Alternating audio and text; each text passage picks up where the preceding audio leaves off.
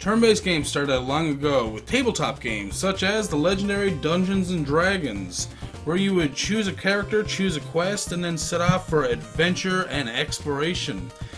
The story and plot were developed by someone known as a dungeon master who would give you insight into your journey by giving you enough detail and plot to create your own world through imagination. Most recent turn-based games have changed this aspect so much that there's already a set story and there's no room for your own thoughts or imagination, but not with Hack/Loot. Hello everybody, I'm Stephanie Old World Gamer and welcome to the Indie Source.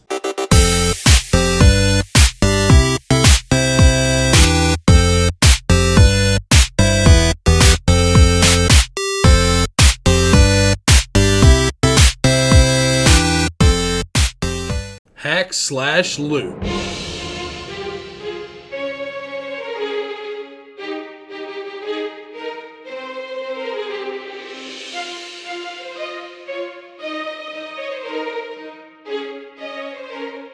Released in April 2012, Hack/Loot was a simple yet difficult roguelike RPG.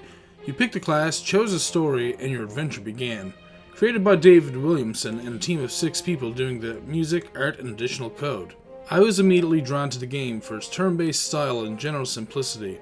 Not only that, but you get 6 quests and you unlock and play as 29 different classes, including a Tormentor class that resembles a Beholder. I found the game was difficult in a way that the character class has to go with a certain adventure. What I mean is that some of the adventures seemed like they were more suited to a ranged and magic type, while others were for up-close melee classes. As an example, I found Journey to the Kaiman was great for ranged and magic classes, like the Archer or Wizard, while the Battle for Stormrise seemed more fitting to the melee classes such as the Knight or Ranger. And yes, the Ranger has been created to be a melee fighter rather than a ranged or magic user. Now, that's not to say you can't play quest with certain types, I just found it more difficult at times. Throughout the game you will pick up plenty of items, potions, food, armor, weapons, and shrines. While on certain quests, you can stumble upon artifacts that you should keep until the end of the quest. Every time you finish a quest with an artifact, that artifact can be used again in subsequent adventures, and each has their own type of attributes and properties. I personally favored the Mask of the Boy King, which gave a large boost to stats. I played through the game several dozen times and have unlocked quite a few characters, but have yet to catch them all. Each character class has their own stats and attributes as well. Classes like the Amazon get a divine buff on their attacks, which can in turn increase their health count or increase the amount of damage they deal. Most times you'll be relying on the items you pick up along the way to increase your stats, or to even give you greater abilities like Shade Form or Haste. Haste is probably one of the best abilities you can get in regards to gameplay because it can allow you to attack and then retreat to prevent an attack from happening to you.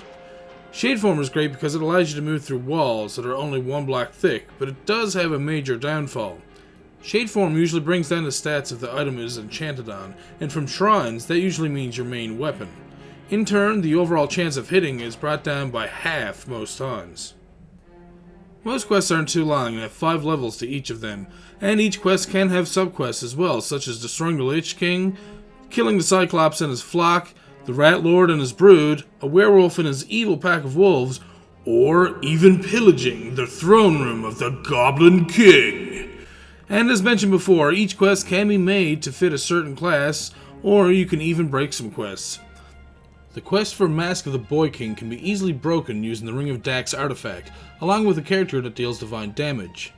The tombs that can be desecrated will drop items or will spawn an enemy weak to divine damage that has a high possibility of dropping an item. If your health is getting low, the Ring of Dax will bring the character's health back to its initial value if the character just runs around the room until their HP is replenished. Well, let's get to the scoring of Hack/Loot. The graphics have a certain 8-bit charm to them, and the simplicity allows for a more imagined story that the player has to create for themselves.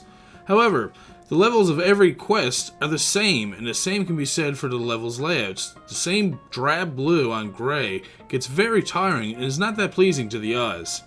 The dungeons and rooms will sometimes have some sort of furnishings, but not enough to cover that awful and sad blue floor.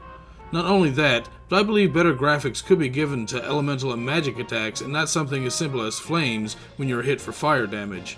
Show a big blaze around the character. We are talking about magic attacks after all. As much as I do enjoy the 8-bit graphic style, I must give this game's graphics a 5 out of 10. There's just too much dead space and not enough texture and personality. The game has a nice soundtrack that was composed by Jack Menhorn. However, the soundtrack is a mere 7 tracks. The theme track, the opening track whenever a game is started, a track played when a large group of enemies approach, a boss track, a death track, and an end track. The 7 track is a remake of the opening track whenever a game is started, but I have not heard it in-game, and it was disappointing because it matches the game's graphics more so than the other tracks. Don't get me wrong, each track in itself was fantastic, but I'm sure they could have asked Menhorn to produce a few more tracks for the game. In the end, I gave the soundtrack a 5 out of 10 as well, as it is good, but there isn't quite enough. The gameplay is a little different. There are ways you can manipulate the game to either make it easier or harder for yourself. I found it was also quite easy to make a mistake when clicking sometimes, and a feature to redo the last move would have been a great addition, even if they limited it. At the same time, it's my own dumb fault if I misclicked to begin with, so I have no one else to blame but myself. Other than that, as long as you pay attention to how each character works and what types of enemies and methods of obtaining power-ups and buffs are in each quest, then you should have fun playing the game. They did put a lot of thought and effort into the battle system, and for that, I rate the gameplay a 7 out of 10. There's probably plenty more they could include in the gameplay of the game, such as added magical spells, artifacts, or methods of defense or attacking. The game itself doesn't really have a story, but it does have 6 quests, which does provide you with 6 separate storylines, but limits you as each are short and have no bearing on the characters themselves. Now, this does allow the player to create their own stories and thoughts of each quest as they play them, and leads me back to the time when Dungeons & Dragons was practically the same way. A basic plotline was given and players had to imagine what the dungeons and enemies looked like, and create their own surroundings. Now, I understand most people say, it's a video game, I shouldn't have to use my imagination. And I can also agree with that as well, but sometimes it's nice to have to think a little on your own. Regardless, I had to give the story a 5 out of 10, as it tried but never really succeeded. This turn-based game could use a little more in regards to story development, have some of the characters have a backstory concerning certain quests, and perhaps even allow for different outcomes or even a cutscene if the right characters are used for the right quests. Lastly is the replay value. The game's saving grace for sure, as it offers over 29 characters with which each has a different type of attributes, and use of artifacts can provide the outcome of any of the chosen quests.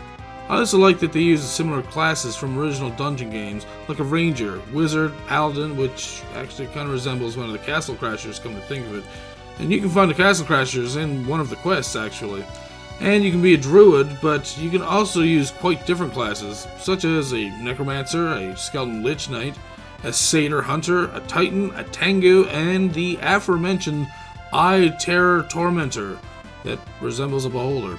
Because of the variety, I gave the replay value a 10 out of 10. I can never get enough of playing a game a different way, and providing so many classes is awesome. Just keep them coming. Overall, Hack/Loot came out as a 64 out of 100, which, for what the game gives you, is fair, and I believe the developers can easily do a sequel to the game with a 16-bit style and refine the game into something even better. Hack/Loot can be purchased on Steam for $7.79, and the game's soundtrack is available for whatever price you wish to pay for it as well.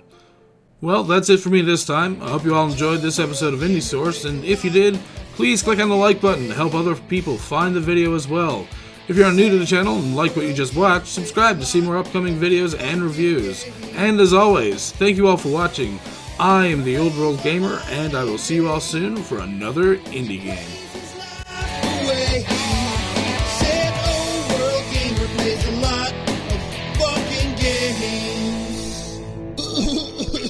Games.